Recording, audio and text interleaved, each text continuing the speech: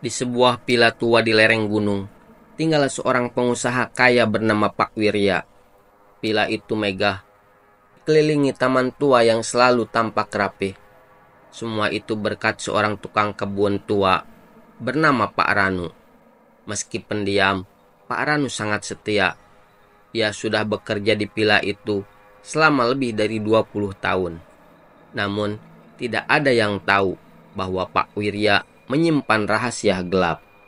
Keberhasilannya bukan semata kerja keras, melainkan hasil perjanjian gaib dengan makhluk penunggu gunung. Makhluk yang menuntut tumbal jiwa manusia setiap 20 tahun. Tahun itu, waktunya tiba, dan Pak Wirya sudah menentukan siapa tumbal berikutnya, yaitu Pak Ranu. Suatu malam, Pak Wirya mengundang Pak Ranu ke pendopo, menawarkan segelas teh yang sudah dicampur racun. Saat tubuh tua itu tergeletak tak bernyawa, Pak Wirya membawa mayatnya ke tengah hutan dan menguburnya di bawah pohon beringin keramat sambil membacakan mantra pemanggil makhluk gaib. Satu jiwa aku serahkan untuk kelanggengan kekayaanku, bisik Pak Wirya. Seminggu berlalu, kehidupan kembali seperti biasa. Tapi villa mulai terasa berbeda. Bunga-bunga layu meski disiram, rumput berubah hitam, dan malam-malam terasa lebih dingin dari biasanya. Para pembantu mulai mendengar suara langkah di taman saat malam, dan kadang melihat siluet lelaki tua berjalan dengan sabit di tangan. Pak Wirya tak peduli. Sampai malam ketujuh, saat ia bermimpi buruk. Dalam tidurnya, Pak Ranu datang. Wajahnya pucat, matanya kosong, tapi mulutnya menyeringai. Terima kasih, Pak. Sudah mengantar saya ke tempat yang lebih kuat. Sekarang, giliran saya menjemput. Pak Wirya terbangun dengan peluh dingin, namun tidak bisa bergerak. Dari bayangan di sudut kamarnya, sosok tubuh renta melangkah keluar. Baju kebun masih melekat, dan tangan kanan menggenggam sabit berkarat.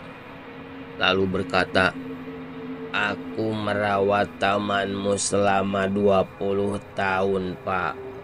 Sekarang, waktunya aku rawat jiwa Tuan. Keesokan harinya, villa itu kosong. Pak Wirya hilang tanpa jejak. Para pembantu pergi satu persatu. Kini villa itu dibiarkan terbengkalai. Namun anehnya, taman selalu terlihat rapi.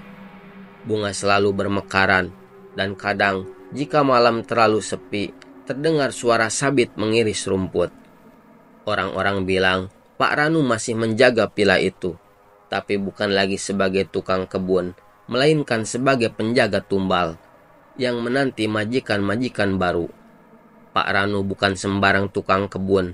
Ia lahir dari keluarga penjaga hutan di desa Waringin Jati, desa kecil yang dulunya dianggap angker karena dekat dengan hutan larangan. Ayahnya seorang dukun tani, karena bisa bicara dengan penunggu tanah.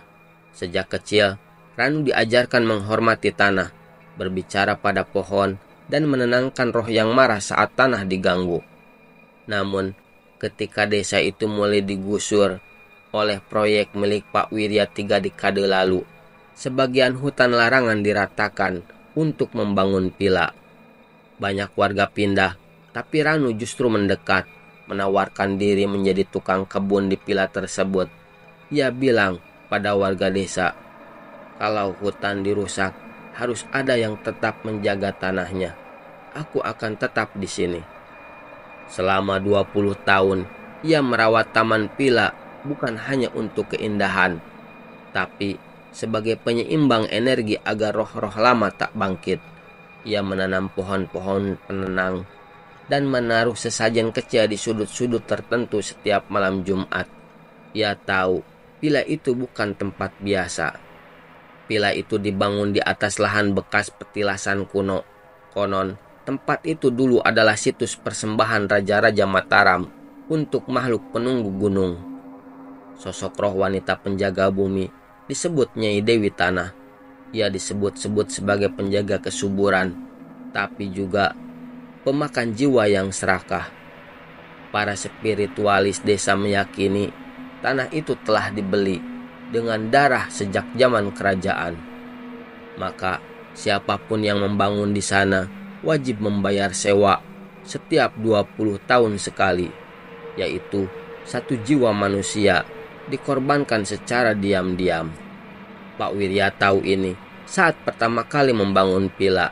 Ia mencari dukun yang bisa membantunya melakukan perjanjian sebagai imbalan kekayaan dan umur panjang. Ia sepakat memberi tumbal jiwa tiap 2 dekade, dan selama itu Pak Ranu tanpa sadar telah membantu menyeimbangkan energi gelap villa itu dengan perawatan spiritualnya. Namun, saat waktunya tiba, Pak Wirya memilih menghancurkan penyeimbang itu sendiri, yaitu Pak Ranu. Ia pikir Ranu hanya manusia tua biasa. Ia salah besar. Arwah Pak Ranu menjadi semacam penjaga netral villa itu, menghukum siapapun yang mencoba memanfaatkan villa itu lagi.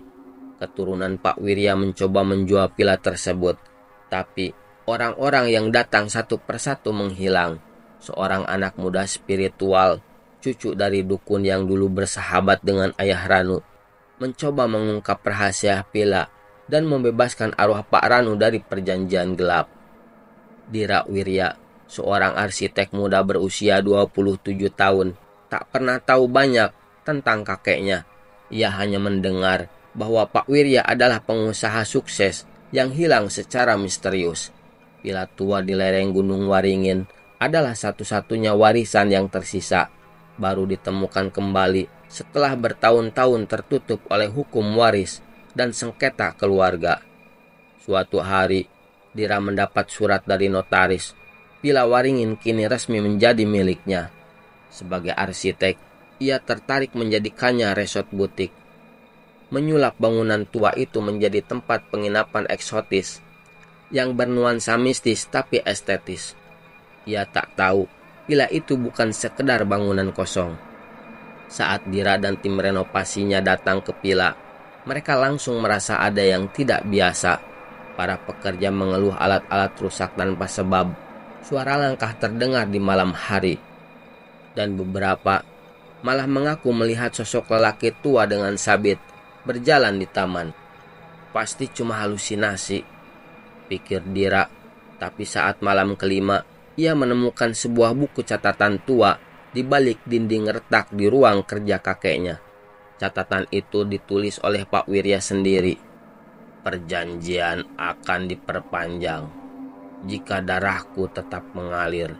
Tapi jika pewaris menolak memberi tumbal, maka warisan akan menjadi kutukan.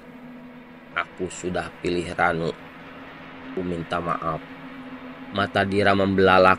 Ia baru sadar villa ini adalah tempat penuh dosa, dan nama Ranu disebut berulang kali dengan tulisan yang makin kacau. Seolah Pak Wirya saat menulisnya sedang diburu rasa takut. Malam berikutnya, salah satu pekerja ditemukan pingsan di taman. Tangannya mencengkram rumput, matanya terbuka lebar dengan iris menghadap atas. Ia hanya berbisik satu kalimat sebelum dibawa ke rumah sakit. Tukang kebunnya bangkit. Dira mulai mengalami mimpi-mimpi buruk. Dalam mimpinya, ia melihat Pak Ranu berdiri diam di taman. Namun tiap malam sosok itu semakin dekat, hingga malam ke-7 saat Pak Ranu tiba-tiba membuka mulut dan berkata, "Kau darahnya, maka kau waris kutukannya." Dira kini dihadapkan pada pilihan menjual villa itu ke investor asing, menghindari dari semua tanggung jawab, atau menggali lebih dalam dan mencari tahu bagaimana menghentikan kutukan warisan keluarganya, atau melanjutkan perjanjian kakeknya dan mencari tumbal baru untuk menyelamatkan dirinya. Namun, ia tak tahu pilihan apapun yang ia ambil, Pak Ranu sudah menunggu.